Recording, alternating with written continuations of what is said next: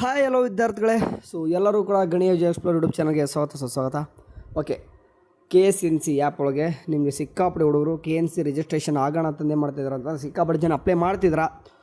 50% ಹುಡುಗರಿಗೆ ಸಕ್ಸಸ್ಫುಲ್ಲಾಗಿ ಅಪ್ಲಿಕೇಶನ್ ಆಗ್ತಾಯಿತ್ತಂದರೆ ಇನ್ನೂ 50% ಹುಡುಗರು ಪ್ರಾಬ್ಲಮ್ನ ಫೇಸ್ ಮಾಡ್ತಿದ್ರ.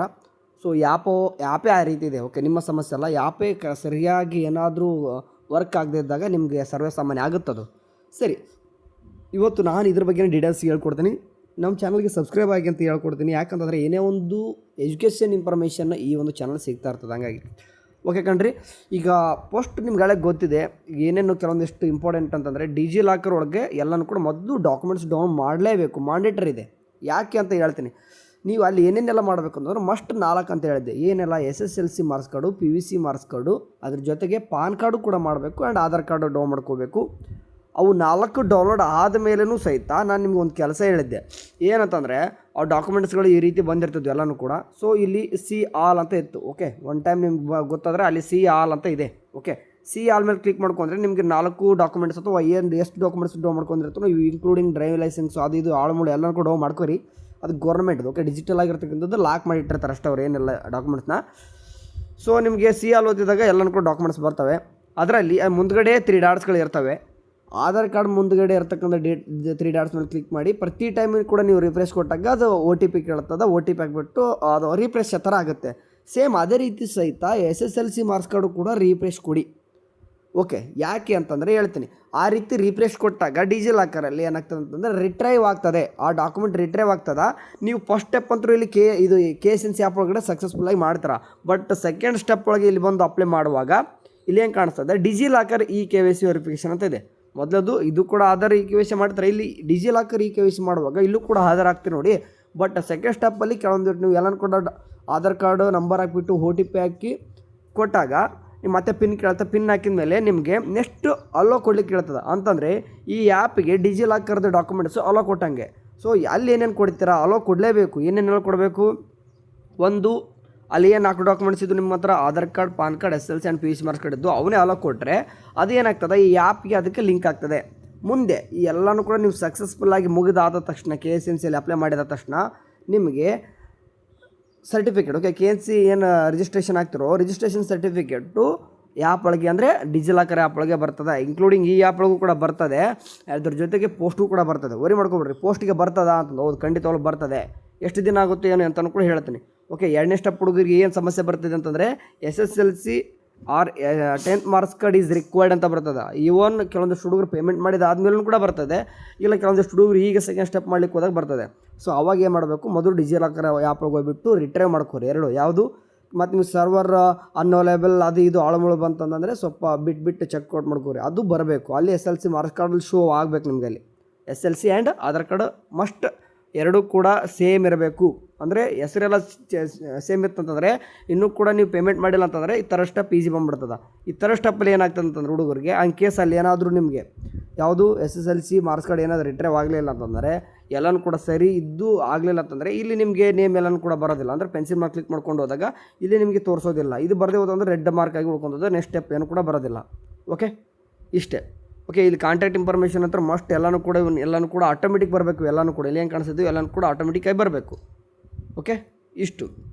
ಆ್ಯಂಡ್ ಇದಾದ ತಕ್ಷಣ ನೆಕ್ಸ್ಟು ಕಾಂಟ್ಯಾಕ್ಟ್ ಇನ್ಫಾರ್ಮೇಷನ್ ಅಂತ ಏನೋ ಸಮಸ್ಯೆ ಇಲ್ಲ, ಆರಾಮಾಗಿ ತುಂಬ್ಕೊಂತಾರೆ. ಸೇಮ್ ಆ್ಯಸ್ ಆಧಾರ್ ಯಾವ ರೀತಿ ಇರ್ತದೆ ಆಟೋಮೆಟಿಕ್ ತೊಗೋತದೆ. ಜಸ್ಟ್ ನೀವು ಸ್ಟೇಟು ಡಿಸ್ಟಿಕ್ ಹಾಕ್ಕೊಂತಾರೆ ಆ್ಯಂಡ್ ರೂರಲ್ ಆರ್ ಅರ್ಬನ್ 3 ಹಾಕೊಂಡ್ಬಿಟ್ಟಿರ್ತಾರೆ. ರಿಮೈನಿಂಗ್ ಎಲ್ಲ ಥಿಂಗ್ಸ್ ಹಳೆ ಆಟೋಮೆಟಿಕ್ ಇರ್ತದೆ. ಓಕೆ, ಎಜುಕೇಷನ್ ಇನ್ಫಾರ್ಮೇಷನ್ ನೋಡಿ. ನಿಮಗೆ ಸ್ಟೂಡೆಂಟ್ ಅಂದ್ರೆ ಒಂದೇ ಮಾಡ್ಕೊಂಡಿದ್ದಾನೆ. ಓಕೆ, ಫಾರ್ ಎಕ್ಸಾಂಪಲ್ ನಾನು ತೋರಿಸ್ತೀನಿ ಈಗ.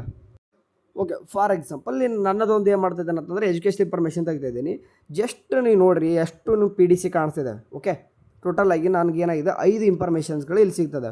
ಇವನ್ ನಾನು ಸೆಕೆಂಡ್ ಸ್ಟೆಪ್ಪಲ್ಲೊಳಗೆ ಹೋಗ್ಬಿಟ್ಟು ಫಾರ್ ಎಕ್ಸಾಂಪಲ್ ಈ ಸೆಕೆಂಡ್ ಸ್ಟೆಪ್ ಒಳಗೆ ಹೋಗಿ ವ್ಯೂ ಸರ್ಟಿಫಿಕೇಟ್ ಕೊಟ್ಟರೆ ನಾನು ನೋಡಿ PDC ಎಷ್ಟು ಎಲ್ಲ ಎಷ್ಟು ಇರಬೇಕು, ಓನ್ಲಿ 5 ಇರಬೇಕು. ಬಟ್ ನಾನು ಏನು ಕಾಣಿಸ್ತಿದೆ ಸುಮಾರು 8 ಮೇಲ್ಗಡೆ ಕಾಣಿಸ್ತಿದ್ದಾವೆ. ಓಕೆ, ಅಂದರೆ SSLC PVC ಆಧಾರ್ ಪಾನ್ ಜೊತೆಗೆ PDC ಸಹಿತ 3-4 ಜಾಸ್ತಿ ಆಗಿದ್ದಾವೆ. ಅರ್ಥ ಮಾಡ್ಕೋಬೇಕು. ಎಜುಕೇಷನ್ ಇನ್ಫಾರ್ಮೇಷನ್ ಒಳಗೆ ಏನಾದರೂ PDC ನೀವು ಏನಾದರೂ ಜಾಸ್ತಿ ಇನ್ಫಾರ್ಮೇಷನ್ ಸೇವ್ ಆಗಿತ್ತಂದರೆ ಎಲ್ಲವಕ್ಕೂ ಕೂಡ ನೀವು ಗೆಟ್ PDC ತೆಗಿಬೇಕು. ನೀವು 200 ಮಾಡಿದ್ರು, 300 ಮಾಡಿದ್ರು. ಕೆಲವೊಂದಿಷ್ಟು ಹುಡುಗರು ನಾನು ನೋಡ್ತಾ ಇದ್ದೀನಿ ಭಾಳಷ್ಟು ಮಾಡಿದ್ದಾರೆ. ಜಸ್ಟ್ ನೀವು ಸೇವ್ ಅಂತ ಕೊಳ್ಳಿಗೆ ಹೋಗಿದ್ದೀರಾ, ಸ್ಟಾರ್ಟಿಂಗ್ ತೊಗೊಂಡಿಲ್ಲ ಅಂತ ನೀವು ಮಾಡಿದ್ರೆ ಜಸ್ಟ್ ಸೇವ್ ಕ್ಲಿಕ್ ಮಾಡ್ಕೊಂಡಿರ. ಬಟ್ ಎಲ್ಲನೂ ಕೂಡ ಸೇವ್ ಆಗಿಬಿಟ್ಟಿರ್ತವೆ. ನಿಮಗೆ ಪೇಮೆಂಟ್ ಮಾಡಲಿಕ್ಕೆ ಅಂತ ಹೋದಾಗ ನಿಮಗೆ PDC ಮಿಸ್ಸಿಂಗ್ ಅಂತ ತೋರಿಸುತ್ತೆ. ಸೊ ಅವಾಗ ನೀವು ಎಲ್ಲನೂ ಕೂಡ ಗೆಟ್ ಪಿ ಡಿ ಸಿ ಕೊಟ್ಟಾಗ ಎಲ್ಲಕ್ಕೂ ಗೆಟ್ ಪಿ ಡಿ ಸಿ ಕೊಟ್ಟಾಗ ವಿ ಪಿ ಡಿ ಸಿ ಅಂತ ಬರ್ತದೆ ಇಲ್ಲಿ. For example V P D C ಮೇಲೆ ಕ್ಲಿಕ್ ಮಾಡ್ಕೊಂಡು ನೋಡಿ ಈ ರೀತಿ ಬರ್ತದೆ. ಓಕೆ, ಈ ರೀತಿ ಬಂದರೆ ಎಲ್ಲನೂ ಕೂಡ ಗೆಟ್ ಪಿ ಡಿ ಸಿ ತೊಗೊಂಡ್ರೆ ಮಾತ್ರ ನೆಕ್ಸ್ಟ್ ಸ್ಟೆಪ್ ನಿಮಗೆ ಪೇಮೆಂಟಿಗೆ ಬರ್ತದೆ. ಇಲ್ಲಿ ಪೇಮೆಂಟ್ ಒಳಗಡೆ ಅವ್ರು ಕೊಟ್ಬಿಟ್ಟವ್ರೆ. ಓಕೆ, ಇಲ್ಲಿ ಕಾಣಿಸ್ತಿದೆ ನೋಡಿ, once your completion of payment online check your receipt on the dashboard under the reception option ಅಂತ ಇದೆ. ಓಕೆ, ಆ್ಯಂಡ್ ಅದ್ರ ಜೊತೆಗೆ student studied in Karnataka for their permanent registration payment has been done towards the permanent registration. ನೋಡಿ, Karnataka student ನಿಮಗೆ registration permanent ಆಗಬೇಕಂದ್ರೆ permanent registration ಮೇಲೆ click ಮಾಡ್ಕೊಂಡು ಮಾಡ್ರಿ ಅಂತ ಹೇಳ್ತಿದ್ರೆ. ನೀವು ಅದರ್ವೈಸ್ ಕೆಲವೊಂದು ಹುಡುಗರು ಬೇರೆ ಕ್ಲಿಕ್ ಮಾಡ್ಕೊಂತಂದರೆ ನಿಮಗೆ ಅಪ್ರೂವ್ ಆಗೋದಿಲ್ಲ, ಅದು ಕ್ಯಾನ್ಸಲ್ ರಿಜೆಕ್ಟ್ ಆಗ್ತದೆ, ಅಮೌಂಟ್ ಆಫೀಸ್ ಬರೋದೂ ಇಲ್ಲ. ಸೊ ಹಂಗಾಗಿ ಏನು ಮಾಡ್ಕೋರಿ. ಆ್ಯಂಡ್ ಅದ್ರ ಜೊತೆ ಕೊಟ್ಟವ್ರೆ, ಇಲ್ಲಿ ಒಂದು ಲಾಸ್ಟ್ ಲೈನ್ ಕೊಟ್ಟವ್ರು ನೋಡೋದಕ್ಕೋಬೋದು.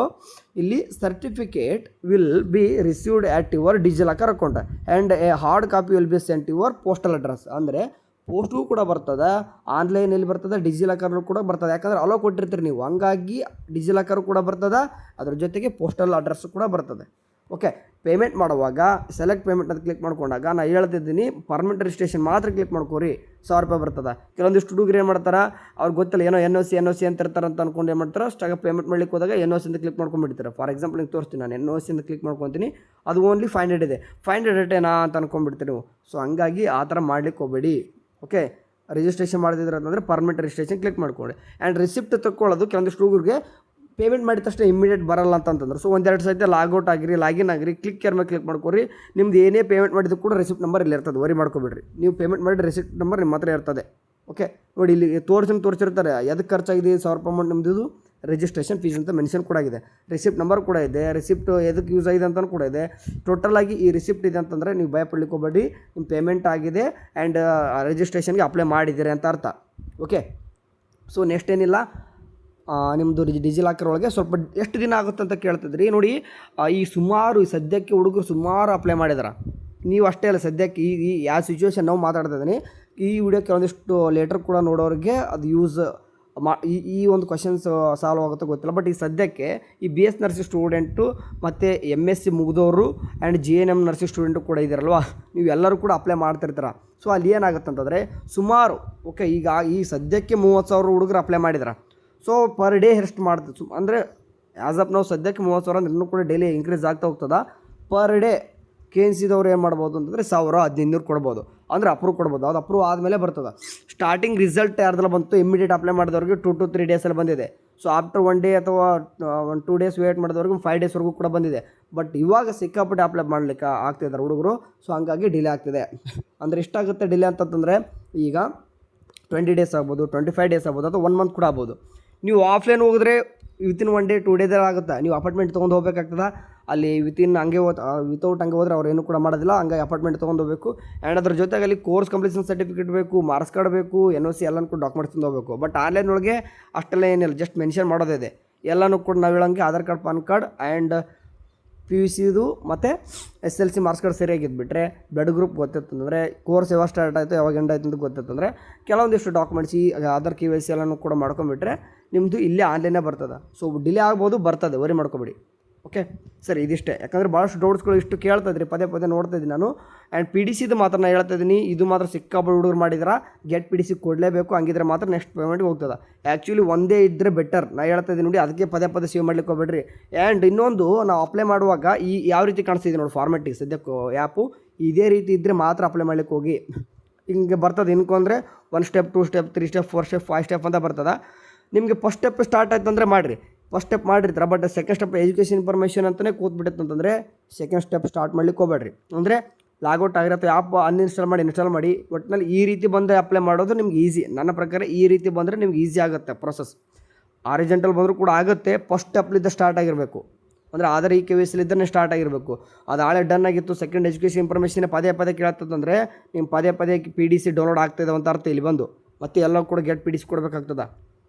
ಓಕೆ ಸರಿ, ಇದಿಷ್ಟೇ, ಮತ್ತೇನಿಲ್ಲ.